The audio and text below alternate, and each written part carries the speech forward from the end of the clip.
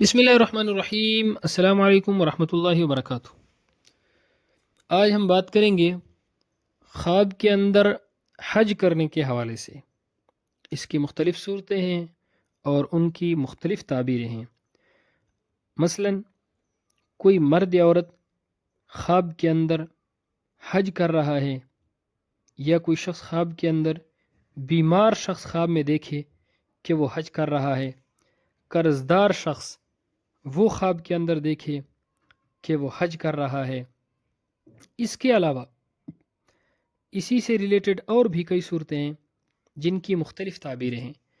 اگر آپ ان تمام صورتوں کی تعبیروں کو جاننا چاہتے ہیں تو اس ویڈیو کو آخر تک ضرور دیکھیں۔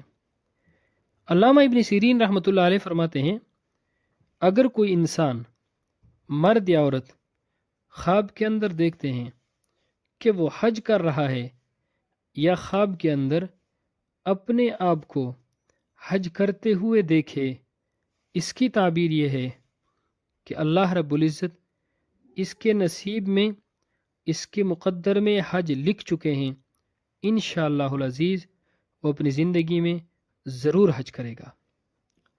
اگر کوئی بیمار شخص یہ خواب دیکھتا ہے تو اس کو شفا ملنے کی علامت ہے۔ اگر کوئی قرض دار شخص یہ خواب دیکھتا ہے تو قرض سے نجات ملنے کی علامت ہے۔ اگر مسافر یہ خواب دیکھتا ہے تو صحیح سلامت وطن واپس لوٹنے کی علامت ہے۔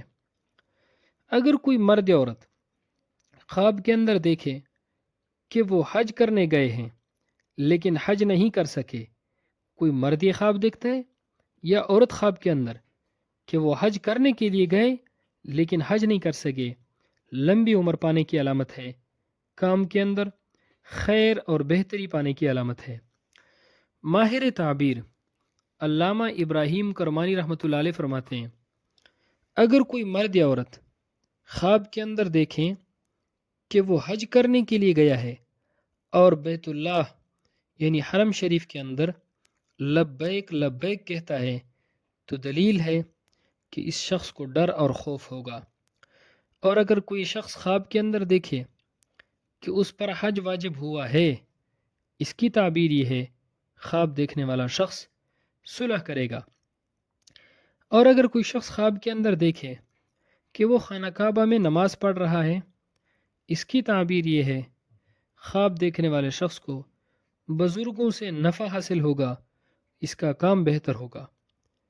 ماہر تعبیر حضرت امام جعفر صادق رحمۃ اللہ علیہ فرماتے ہیں کہ خواب کے اندر حج کرنے کی 7 تعبیریں ہیں۔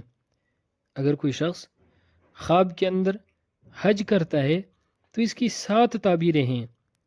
پہلی تعبیر یہ ہو سکتی ہے کہ خواب دیکھنے والا شخص نکاح کرے گا، اس کی شادی ہوگی۔ دوسری تعبیر کنیز خریدنا ہو سکتے ہے۔ تیسری تعبیر عادل بادشاہ کی زیارت کرنا۔ چوتھے نمبر پر نیکی کرنا۔ 5ویں نمبر پر نیک کام کی کوشش کرنا۔ 6 نمبر پر ثواب کی اجرت پانا۔ 7ویں نمبر پر اہل علم یعنی علماء کرام کی صحبت میں جانا۔ اس ویڈیو دیکھنے کے بعد اگر آپ کو اپنے خوابوں میں سے کسی خواب کی تعبیر اس ویڈیو میں ملی ہے، کمنٹ میں ضرور بتائیے گا۔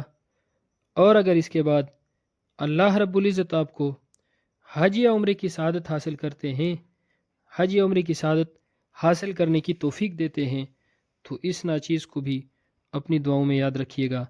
اللہ رب العزت ہمارے خوابوں کو ہمارے لیے باعث خیر و برکت بنائے۔ السلام علیکم ورحمۃ اللہ وبرکاتہ۔